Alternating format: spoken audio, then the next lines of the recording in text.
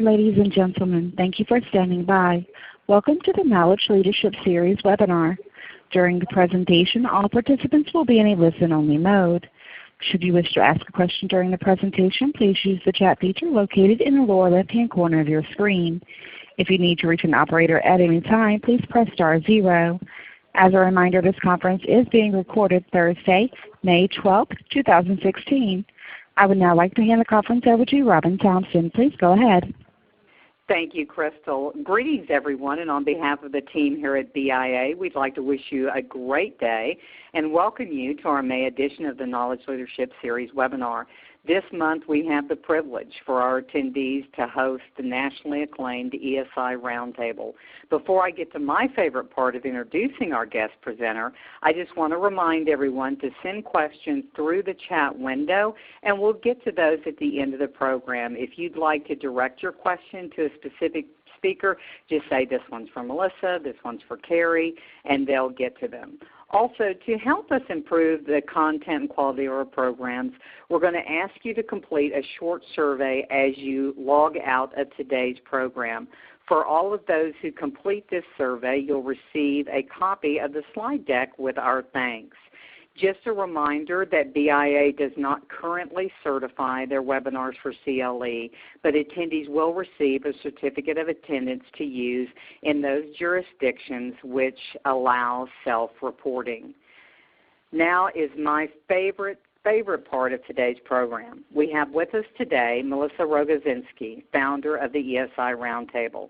After a distinguished career in eDiscovery as a paralegal and educator, Melissa saw an unmet need in the area of eDiscovery education and training and developed the ESI Roundtable to provide quality education for every stakeholder in the eDiscovery process.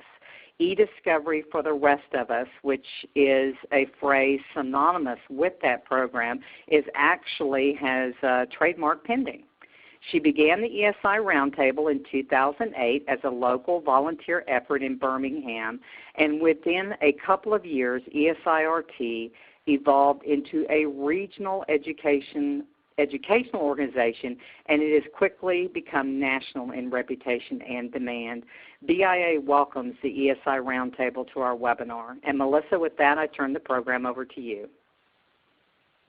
Thank you, Robin. I'm very humbled and very honored to be a part of your knowledge series. Just to be considered a part of the thought leadership group in this space it's a real privilege to serve our industry this way, and I never could have expected or seen that the Roundtable would come to this. And so having the opportunity now to serve so many across our industry, across the country, and quite frankly to work with people like you and the speakers that we have today, it's the best part of my career. It's why I do what I do. So let me go ahead and get started and introduce everyone to our panelists today. Today, can everybody see the panelist screen? Today we have, I'll be helping to moderate, but we have with us Amy DeCesare from Allied World Insurance, Carrie Fowler from Regions Bank, Allison Skinner, which Allison has quite the pedigree as well. Allison and Carrie and I have been working together for several years, and Amy, as you kind of mentioned earlier, Robin, Amy kind of found her way to us through a network and a grapevine, and actually one of our other advisory board members. And so just some conversations have been happening that corporate in-house departments have been hearing about what we're doing with law firm side and education with the Roundtable. And so it just spurred some discussion about launching a corporate Roundtable. And this program is actually the first in that effort for the Roundtable to officially launch the eCert Corporate Roundtable. So let me go ahead and talk a little bit about our agenda. Today, everybody, whether you got it from Robin or from me, you saw the talking points for today's programs, and we try to stay true to that for every program that we do with the Roundtable, so you know exactly what you're going to get and can be prepared. We'll be talking about the knowledge gap between in-house and corporate counsel or outside counsel, competency issues, what statistics are, and I think the audience will be pleased with the statistics because we've actually made some really great improvements over the last few years. Allison will cover that. setting expectations with outside counsel, developing a discovery plan that makes sense, and actually being able to implement that plan and stay consistent by using technology and continuing education. So first of all, why did we actually want to do this program, and why is there being such a push for a corporate ESI Roundtable? Well, what we see, Robin is as much to the corporate audience as the Roundtable has been to the law firm audience, outside counsel. But as in other areas of education with technology and ESI, we're seeing everybody kind of silo themselves. And so corporate and law firm outside counsel have siloed themselves as far as how they deal with this, both with education and having a plan that's defensible. So, but the reality is these silos have to work together. So, we practice law in order to allow businesses and people to operate on a daily basis without litigation.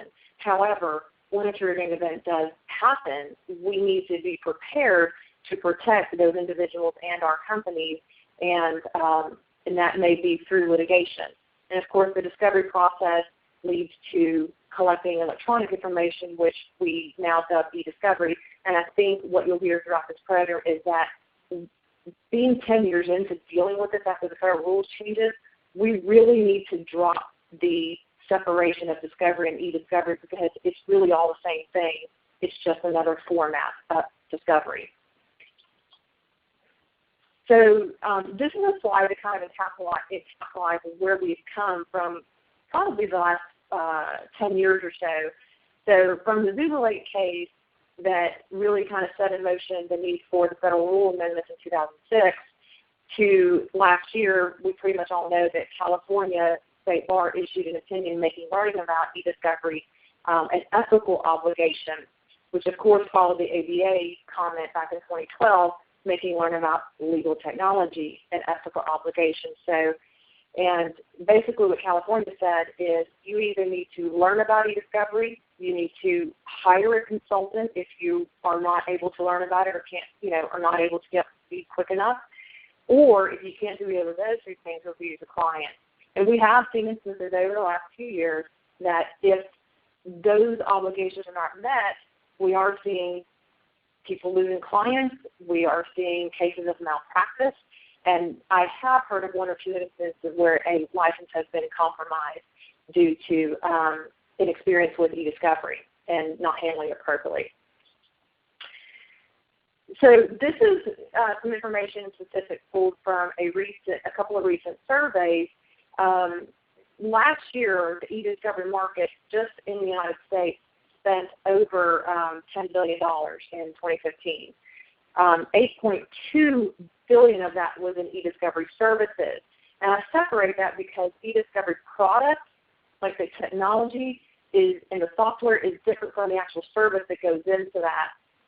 So collection, hosting, processing, consulting, and education is all included in services. So the majority of our spend is in eDiscovery services, and you're hearing a lot of comments and seeing a lot of articles probably in the last 12 months where education is really the hot button, and I think it has a pretty good staying power, whereas we've seen some topics like proportionality or predictive coding, they're good tools, but they kind of had a short lifespan as far as how critical they were, but I think we're going to see education have a mainstay for a few years. Extero does a survey, the second annual federal judges survey, and actually one of our federal judges here in Alabama, who's part of the Roundtable, is one of those that gets surveyed every year. 65% of respondents believe that the typical attorney does not possess the subject matter knowledge required to effectively counsel their own clients on eDiscovery. There's a great blame on lack of cooperation between parties, and of course I hear that in conversation with our inquiries as well. But also, as far as law schools, out of 193 law schools, 124 do not offer eDiscovery courses. And Allison she spearheaded the effort to develop the eDiscovery program at the University of Alabama School of Law, and so she'll be able to talk to us a little bit about that. So with that segue, I am going to hand it over to Allison and let you get started with us and just tell us when you need a slide change, Allison. Okay, great. Thank you, Melissa. I really appreciate being here today. Thank you for the participants who are on the line.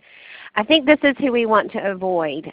We don't want to be the poor decision eDiscovery Counsel, as I've seen in this series of commercials with Rob Lowe. I hope y'all find a little humor in this slide. But the point is what Melissa mentioned. Last year, California did issue a formal opinion about what is an attorney's ethical duties in handling discovery of electronically stored information. I actually have a law review article coming out, which I know no one reads law review articles anymore, but they do exist.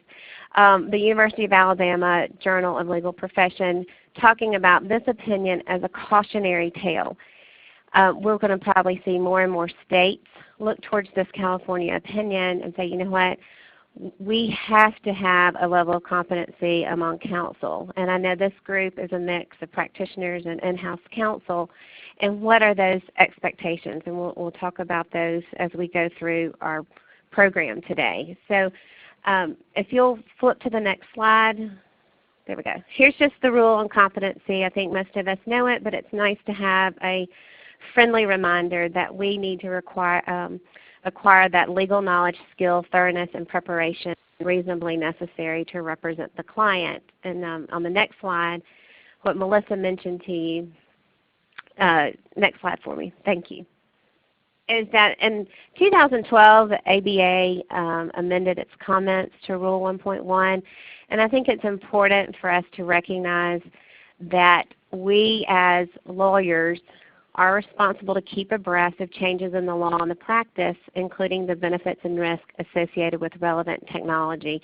This is a very broad statement because it's not just talking about eDiscovery, but managing client information in the cloud, online filing, everything related to technology and how we deliver those legal services. But for our purposes today, we need to think in terms of is our team, whether you're with the organization or you're outside counsel, are you confident in the areas that you need to be confident in? And I think the California ethics opinion, if you'll go to the next slide, as Melissa mentioned, you really have three choices. You can say, hey, I'm going to acquire this knowledge, I'm going to either hire folks to help me, or I'm going to decline the representation. But if you want to know the baseline of where competency starts, the California ethics opinion actually provides 9 factors of what would be baseline knowledge. And I think as we're not going to drill down into each of these for this webinar because it'd probably take a webinar for all 9. But I think it's important if you're in-house to ask yourself, can your outside counsel do these 9 things? So let's just quickly look at them. Number 1, just overall assessing the eDiscovery needs of the case. 2, being able to implement the appropriate preservation procedures. 3, analyzing, knowing the systems, and that requires that the in-house counsel also has its house in order, and we'll talk about information governance here in a minute. Advise the client on options for collection and preservation. Being able to identify custodians, and if we'll flip to the next slide. Can your attorney engage in competent and meaningful meet and confer with opposing counsel and establish that required eDiscovery plan? I think that's a real challenge, and when we hear from the judges survey about lack of cooperation, I think when we have attorneys who don't know or understand what they're doing, they become less and less cooperative. Number 7, perform data searches, and then we'll talk about that a little later in the webinar. 8, handling collection, and then being able to produce the ESI in an appropriate manner. So that's a baseline, and for those who are in-house, can you meet those 9 criteria? Can your outside counsel meet those 9 criteria?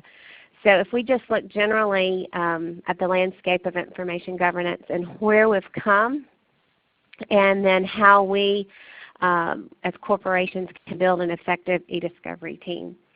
I think that there's a question asked about, is there a larger trend towards in-house discovery teams partnering with outside counsel. There's actually, to answer that question, if it's all right if I go ahead and address it right here. When eDiscovery really hit the scene after the amendments, there was a call to create eDiscovery teams, and it really fell on deaf ears, I think, within the law firms. And then I think it was Cisco actually spent like $26 million defending a lawsuit and handling the eDiscovery, and they said, no more, we're never going to spend this kind of money. We're going to develop our own eDiscovery team. And that was probably one of the first efforts to create eDiscovery teams. I think now it is common practice at the benefit of creating that eDiscovery team. So I hope that addresses that question. All right, we're going to go to the next slide. All right, so Cohasset Associates and ARMA, they did a 2013-2014 Information Governance Benchmarking Survey defining modern information governance programs as the time period for keeping information using a streamlined and simplified retention schedule that applies to all information regardless of location or format. And I think this is really helpful when we look at the survey of where we have come and where we're going and ways we can improve. So our goal is, as we'll see in the next slide, is we're going to be the competent eDiscovery Council and build an effective eDiscovery team. So let's look back of where we have been, and that's in our next slide. Believe it or not, the respondents to this Cohasset Associates paper, they're the large corporations. In 2003, as we even knew in 2003 that the amendments were coming down, 47% of those respondents did not include electronically stored information in their retention schedules. And by 2009, 35% did not include ESI. And if you actually go back and look at where we were in 2009, there was a big push for a sea change that we had to get our electronic house in order. And I think that there have been some improvements. So if we look at the next slide, by 2011, that number came down, and only 21% of these respondents in the survey, and again these are large corporations, did not include ESI, and by 2013 we were down to 14%. So what we see overall, and this is in the next slide, is we actually had an improvement from right at half of the respondents not including ESI to only 14%. Well, that sounds like we've made great progress. However, Kroll on Track came out with a 2016 corporate risk survey, which you can find online. And their respondents, which included smaller organizations than the one that Cohasset Associates and ARMA evaluated, 47% of companies still do not have an information governance program in place. All right, well, what does that mean for us on the line is that there is a call for modernization of our records and our records management, our information governance. So the next 4 slides actually give you 4 steps of how you can improve in your own information governance. And this is so important as you are establishing and working with an effective eDiscovery team. So we'll just go through these.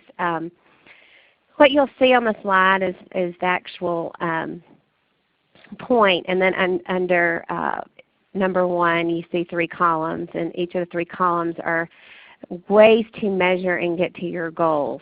So what you have here from the survey is that although information governance programs were becoming more prevalent to include electronically stored information, implementation elements of how you go about doing that had not been addressed. And so the recommendation for those in-house is compare your foundation components with modern practices, which I know Carrie and Amy are going to talk about, and implement those strategies. A commitment to ongoing communication, training, and change management for all employees. So really what we have seen over time is organizations really weren't concerned about their information. It was for disaster recovery, but we actually have seen in some organizations moving records management under the General Counsel's office because of of eDiscovery. And there has to be communication through all those departments that are stakeholders in this.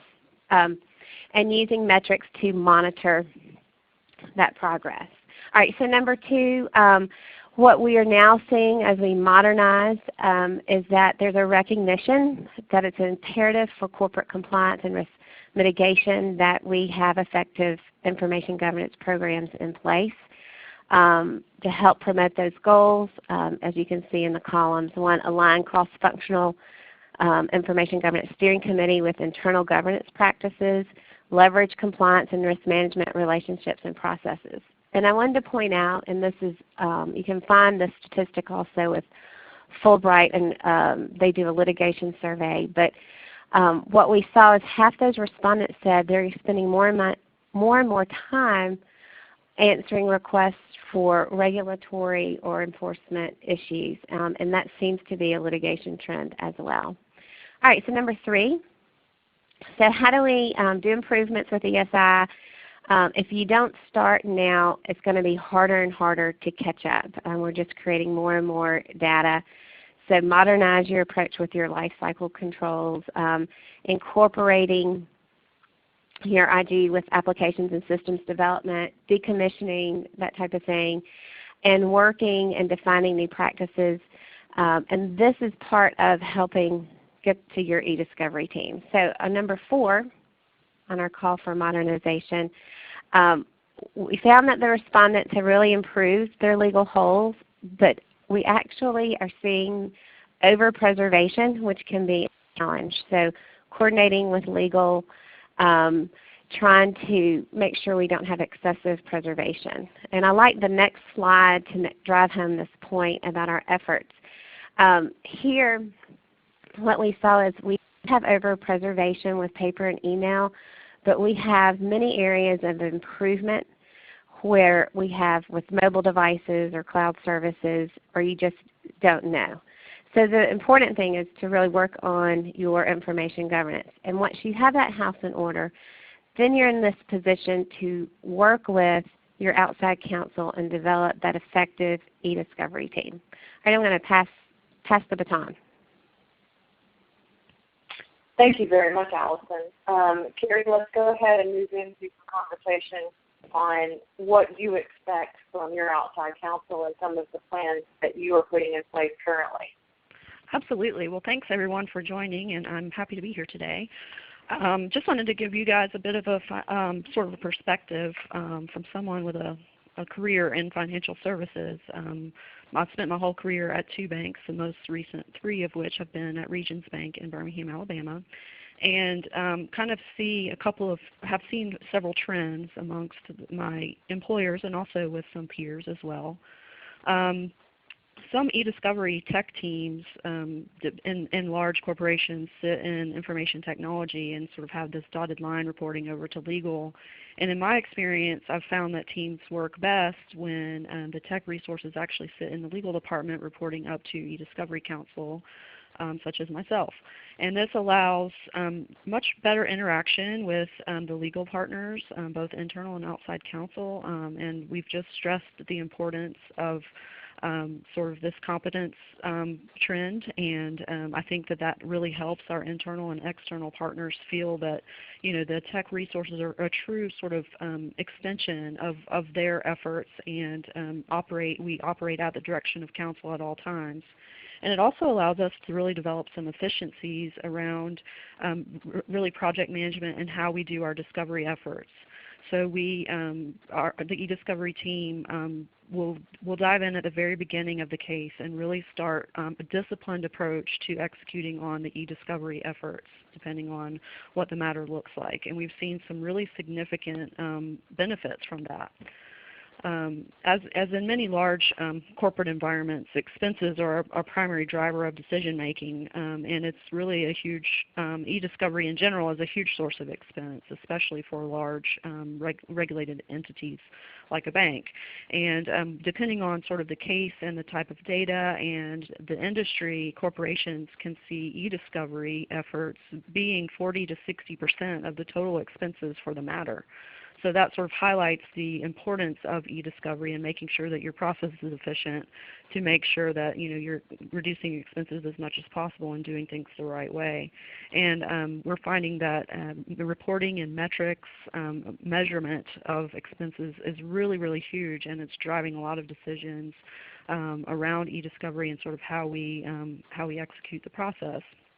And in that light, we're finding that it's really beneficial to shift certain expenses related to discovery from outside counsel who had traditionally been doing the work to a vendor model. So depending on where a corporate client is in the maturity process, you'll find pretty significant savings there. And what we're finding also in addition to the savings is some efficiencies to be gained. So there are just certain tasks within the eDiscovery process that vendors can do more efficiently with better quality and a lower cost than outside counsel had traditionally done.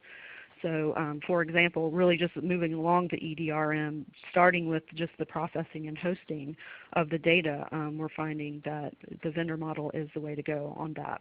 And moving on through document review as well. So again, depending on where you are in the model, I would suggest looking at that if you haven't already looked at a vendor model for certain eDiscovery tasks. And then moving on from that, we are really highly focused on training. So we think there's a huge value in education around eDiscovery because our merits counsel, both internal and external, they have just a tangential understanding of eDiscovery, but because of its importance, we're finding that that education component is really huge. So routine eDiscovery training is very important. We conduct routine, what we call boot camps for our internal and our outside counsel, monthly updates on any changes to our model internally or to the rules or anything else that might be related to eDiscovery. So we're finding that education component has been really huge, and it's just helped us to develop that true partnership with merits counsel, both internal and outside counsel. I would say for as far as interacting with the in-house team and understanding sort of the client's capabilities and preferences, for vendors and outside counsel, it's really just important to understand the level of communication that your client expects. And from the client perspective, it's really important to communicate what those expectations are. So from the internal counsel perspective, it's really important to develop written protocols for certain aspects of the eDiscovery process so that people understand that this is the procedure, this is the process, and a departure from it will require some significant discussion. And I think it's been really helpful to all of our partners, internal and external, to have just a clear understanding of roles and responsibilities and who's doing what and when. And just wanted to stress that. And really just, again, for vendors and outside counsel, stressing the fact that it's just crucially important to communicate with your client in the method and regularity with the routine that they would expect. I think that's all I have, so I'm going to pass the baton unless there are questions. Thank you very much, Carrie. We're going to go ahead and jump in with Amy, who is new to the roundtable, and I'm going to gush a little bit. I'm really excited to have Amy on board and the way that we came together and were introduced. And the first time I talked to Amy, she really got me fired up about her passion for getting her outside counsel educated and her methods and opportunities and plans to try to effectuate that and to be a part of her plan. It's a privilege, Amy. So, Amy, I'll hand that off to you. Well, thank you, Melissa. I'm really excited to participate in this. So, and I think Allison and Carrie did a great job, setting the stage what we're dealing with. We've just had a shift in completely the practice of law, and everything has to change, and that's just a fact. We can't continue to deal with the ever-growing mountain of data just by printing it off, because a lot of people are still printing it off. So, so we're here to talk about what do we do with that. We're going to build an in-house team. Well, not all teams look the same, right? I mean, that's what everyone here on the phone wants to know. But I can guarantee, without seeing every corporation that's on the phone today, we're not all dealing with the same issues. So at the heart of it, really, when you're building a team and talking about this, a lot of it is process. You have to understand what the workflow is now. Who's touching what are the triggers, what are you currently doing. You may think you understand, but before you build it, you have to really understand where everything is at. And then once you have that, you're going to want to figure out what you want to target first, because in my experience, you can't be successful usually if you try to do everything at once. So Melissa, if you don't mind advancing for me, you could build it, but if nobody calls, what good is it? So that's part of it too. What triggers it? It's that education and everything else. And I'm going to go back to this, but if you advance again for me to the next slide. I like this. If you build it, they will come, because that's really what we're trying to do, right? But we're not in a cornfield in Iowa, so we have to figure out what we're building and the workflow model that we're doing. So when we're looking at that process and we have the process, which part we're going to do, we have to understand that we may not have to do everything all at once. What do we want to work on first? You can really work on maybe the vendor relationship. Do you have a preferred vendor panel, or one that you can start to even get the metrics? Because if you're looking to build a team, you may not currently know what you're doing. So first get it all in one place. That's usually a great start. And then pick apart the different parts. Maybe you want to take on legal holds first. There's great software. There's great ways to do that. Maybe that's one of the first ones that you feel that you have the resources to tackle. Maybe it's the project management component. You can't do everything yourself, but maybe you're the project manager. You have the vendor who can do your hosting and collecting, but you have the knowledge, and especially if the data is your own and it's your in-house counsel. I'm in a carry and I'm a claim, so it's not my data. So I have a different issue that I have to deal with. But project management is a great place to insert your knowledge of not only the eDiscovery process, but of where you're keeping the data. So you have a real value add there. If you're, you may be building a team of one. So it depends what the resources you have are and how much you can tackle. Because the last thing you really want to do is take on too much at once, I think, and fail. So bit by bit, and you don't have to. One of the great things about processes is that it's something that you can always improve upon. So once you put a process in place, you understand what you're currently doing, improve that. Work on the parts you want to do. You can maybe start to look at unbundling services. So I think it's process first, price second, I think, when you're starting to look at these things, in my opinion. Because you could have the best price on paper, but if the process is wrong, it's still going to cost you a fortune. So if you build it, will they come? Well, not if you don't educate them. So you've built the process in place, right?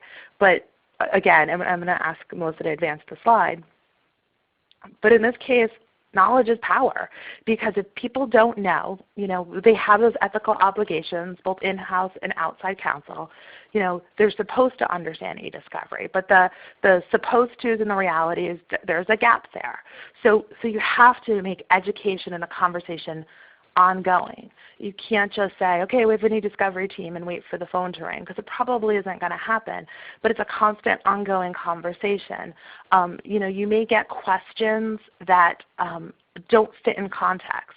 So you may not always want to answer the question asked, but really get to the heart of what the issue is. If you're getting a question on processing, or you're getting a question that's outside the realm, that doesn't seem to quite flow with what they're doing, ask other questions, or make sure they're asking your outside counsel or your inside counsel that you could be working with or asking the questions. Because a lot of times when people don't do eDiscovery, they try to avoid it in all possible ways, unless it smacks them in the face and says, this is eDiscovery. So if you advance for me, Melissa. My staff laughs at me about this one, so feel free.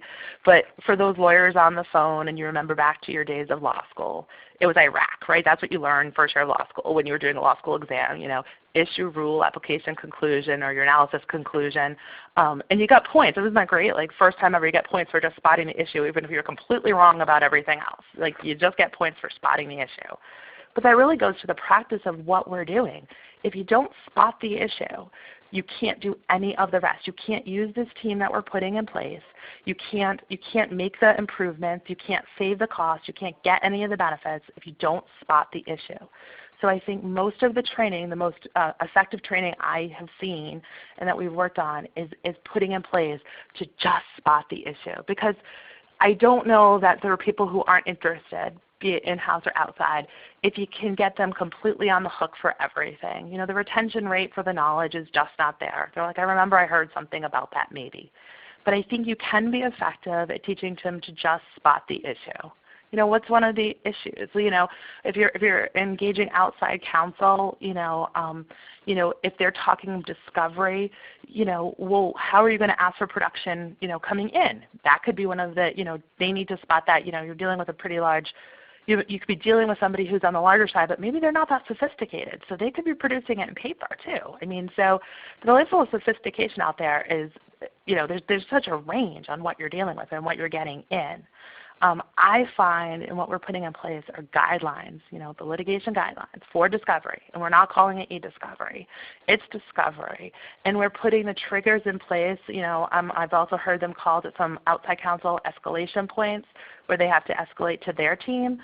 So whatever you decide to term it, but have that in place. If X, then call. And you can decide what those triggers are for what the resources you can support. And put it in different language. So, a lot of times we get, when you're talking ESI, we adopt that entire vocabulary.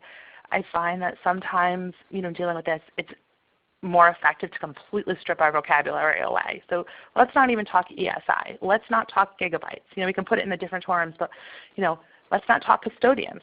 How many people are you going to get information from? Okay, where is their information? Is it in their email? Because if you ask these same people, do they have eDiscovery? They'll tell you no.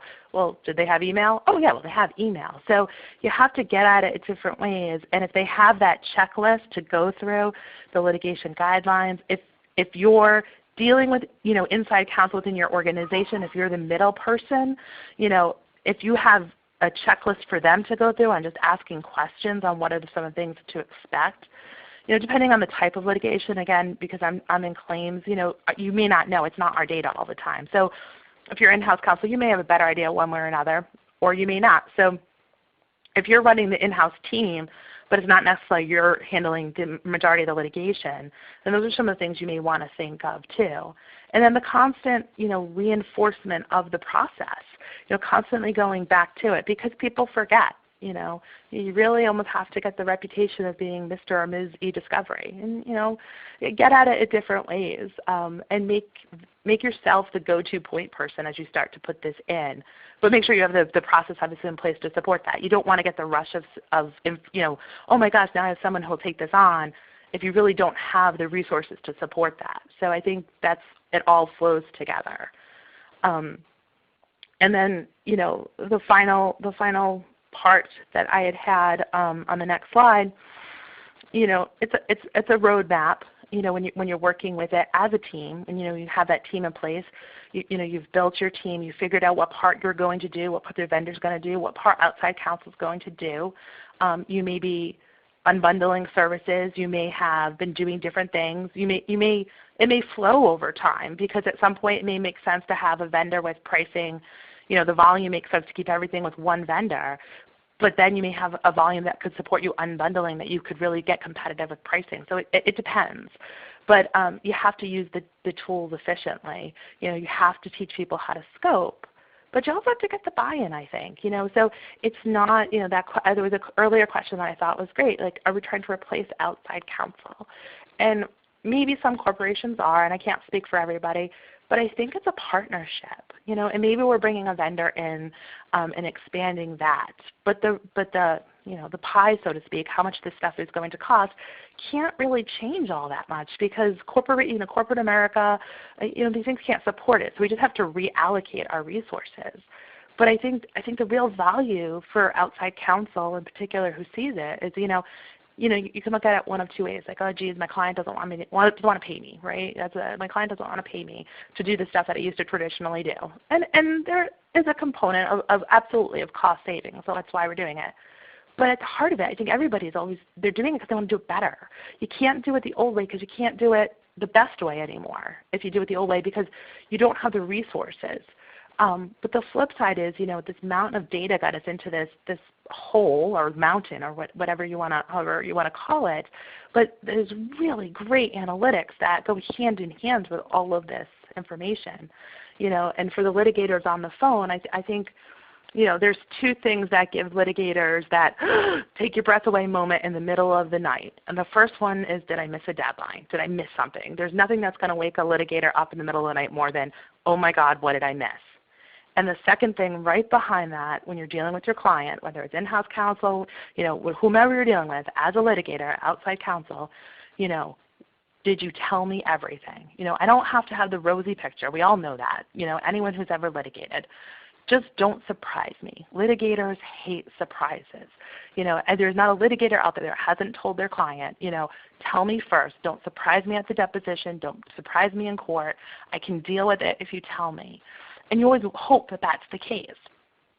The data analytics really kind of gives you some security or some assurity in that maybe you do know as much as you can know, or what questions you need to ask, because you can start to see links and trends. Gee, why did these emails fall off, on a certain date? What happened? What do I need to go look for? So you could look at it, and I think a lot of people are like, oh, it's money out of my pocket, but it's not.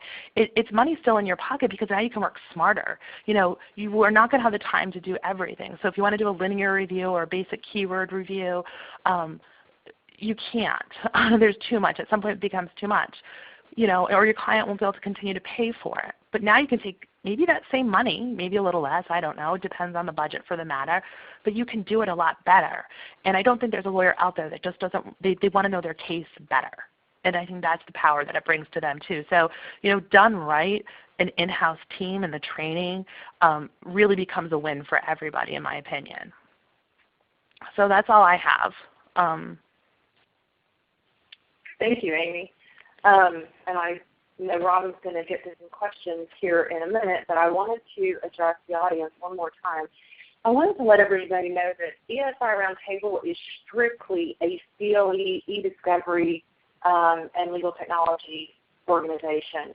All of our speakers are volunteers. No one gets paid for being a presenter. So we're very agnostic with how we choose topics, how we present content. The vendors are never presenters. That way we know the audience is never going to get a sales pitch or even the stereotype thinking they're going to get one.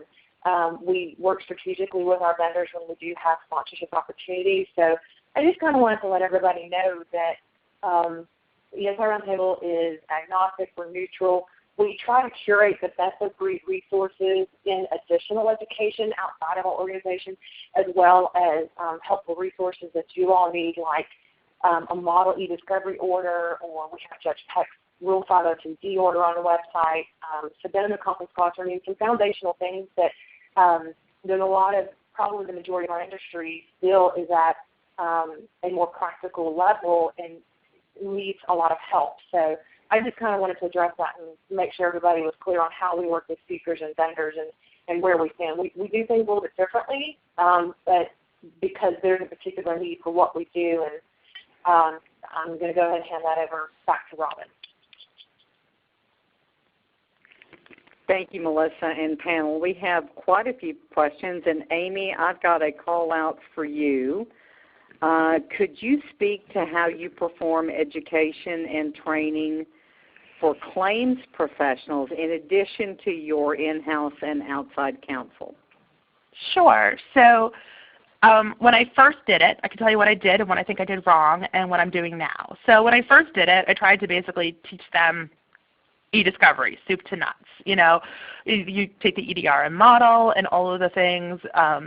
And I found for the people, especially in claims, that wasn't effective. That wasn't what they needed to know. And if they wanted to know it, they could have really gone and read what I'd read, attended webinars, attended seminars. So the information was out there, but they already deal with so much. That's not the area of expertise. So the types of trainings that I am starting to find most effective are more like fact pattern issue spotting, and it really comes down to learning to spot eDiscovery. Now, again, some of them are clearly obvious, so that's not always the training, and it's a different, if you're dealing with large, terabytes of review, that's probably people know they have it, so you may want to work more on what your problem is. Is that they're not understanding what the calling, what their ability to call, collect, or, maybe you want to focus more on the advantage of technology-assisted review, predictive coding. Again, mine is issue spotting. Like, if you don't tell me you have it, I'm not going to find out about it until it goes really wrong on a bill or something like that. So, I figured out what my problem was. But, I figured it out the hard way too, and I probably had people sit through some pretty dry seminars and stuff that they weren't interested in. I thought it was fantastic because I'm interested in it and I do it every day. But over time, I went back to, well, what are they really doing? And what do they need to know? Not what do I want them to know, but what do they need to know? And go from there, because it's not just an academic exercise. So I really do find, for my particular, especially for claims people, and that's what they do. They want to know what drives the cost. Claims people want to know what drives the budget and what's going to affect the budget, so they can ask really good questions. Because usually I find a lot of times when they get budgets in, even the people bringing the budgets, like, they don't understand that a vendor budget's not going to include attorney review time, and that's the biggest driver of cost. So bringing that to their attention, and not getting hung up on like one particular line item. Who is going to call the data best is stuff that they need to know. So teaching them what to focus on, what to ask questions about, and what should kind of put their antenna up that they may have a problem there. So that's what I focus on. Amy, thank you. Carrie, Amy, I'd like to pose this question to you. I attended a general counsel panel at the Legal Marketing Association, and the focus of that was talking about how they buy and what they look for. They were asked to rank 1, 2, 3, or 3, 2, 1. How do they rate the following? Which is of what weight do they give most importance, rather? Price, quality, customer experience. Which of those three do you place the most importance on, and which do you place the least importance on? This is Carrie. Great question. I would say quality absolutely is first, and a close second. And customer experience to me kind of goes along with quality. So I would say, price would fall in there too, but definitely the quality. Yeah. And also I would say price too for our vendors. I mean, they're all relatively comparable on price, so definitely quality and the experience with the team. I'm so glad to hear you build in customer experience into quality. I think that's long overdue, and I'm glad to see you build that into your answer. Thank you both. With the next year being the 25th anniversary of the DuPont model, I've seen mid and small-sized corporations bringing discovery in-house via managed services or another route. Are you seeing more of the need to educate directed towards corporations, and do you think that bringing this process in-house, not just for the big corporations but smaller ones, are affecting what may be the perceived tension between law firm teams and corporate teams? And I know that's a bifurcated question. I'm opening it up to all of you. This is Allison. I can try to address your question. Here's what I think happened with the law firms is the management of law firms would not invest in the technology required to support the needs of the client. And I have seen, I worked for a national client early 2000s. We knew it would take a decade to get compliant with the 2006 amendments, and we were already training outside counsel years before the rules actually went into effect. And having watched law firms who try to service the client in-house, then having vendor-based, and then corporations bringing it in-house, I think it's all about saving money and being most efficient. And for the law firms who didn't keep up on technology internally, I think they lost clients that way, and it also drove organizations to say, wait a minute, we know our information better than anybody. We can do it very effectively and efficiently. So for those law firms who were willing to make the investment in technology, I think they were able to maintain those relationships. But the law firms who didn't, I think they got a little left behind. And we might want to Yeah, and I think it all depends on the size of the litigation, the small to mid-term size. I actually really like the vendor model, depending what the resource you have, where the in-house, if you're small to mid-size, you may not be able to have the resources to do it yourself, but you can really take control of the project management component part of it perhaps, or really steer the ship of how this is going between outside and inside counsel, and make sure you're the point person on all this to control it. So there's a real value add, and there's a flip side. I always get a little worried about there are firms that, what it means to bring it in-house. For the law firm side, the knowledge, absolutely. I love when they have the knowledge practice groups and they're investing in the education in-house with their attorneys. But when they have that captured vendor model, that always makes me a little nervous, because are they really ready to invest in the most current tools? Are they really ready to invest in the best security? When we're going to pick a vendor, you want to you vet a lot of things, but not just their price. Like, how are you keeping the data? How are you securing the data? And I wonder, this is more, are people who are using that in-house, are the law firms held to the same standard that you hold a vendor to? So those are just some considerations.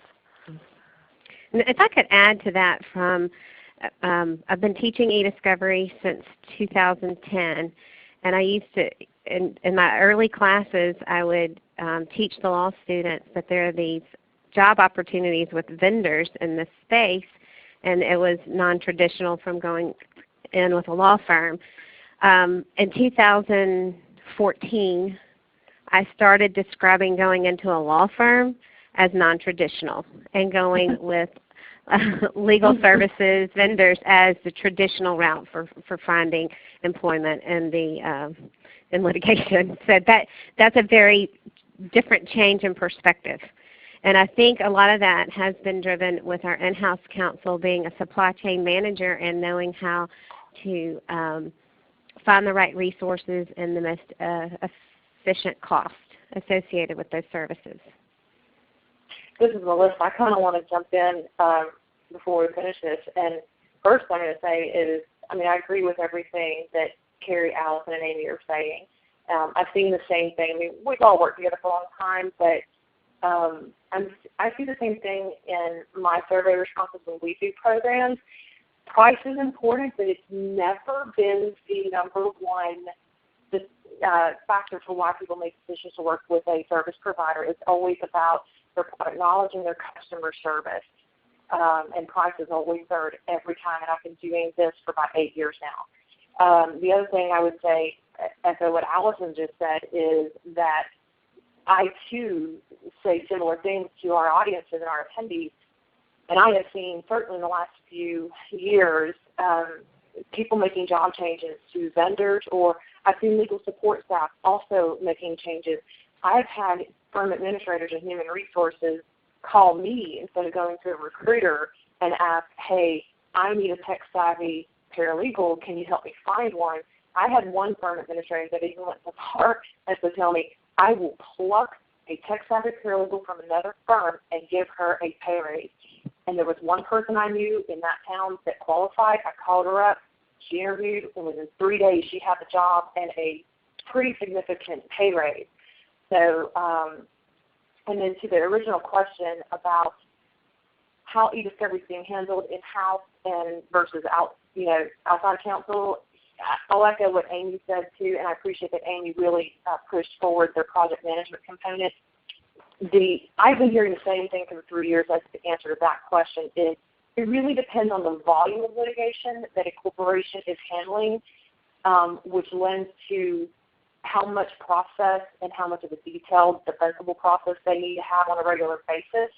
And that, along with project management, is really what the deciding factor is between whether corporate counsel pulls in the decision-making over ESI, eDiscovery, and vendor selection, or if they leave that to outside counsel. And I'm still seeing a very healthy balance. I've heard plenty of vendors say that, hey, it's all going corporate, but it's not. And I don't think it ever will. There's going to be a balance, and I think what we're seeing this year in 2016 is a settling and a balance of all of these things that we've been trying to learn, trying to wrap our arms around for the last 10 years to jubilate to the federal rules. I see 2016 as kind of that year that everything's settling out and we can just grab onto the reins and now we can drive this. It's not driving us anymore. We can drive it.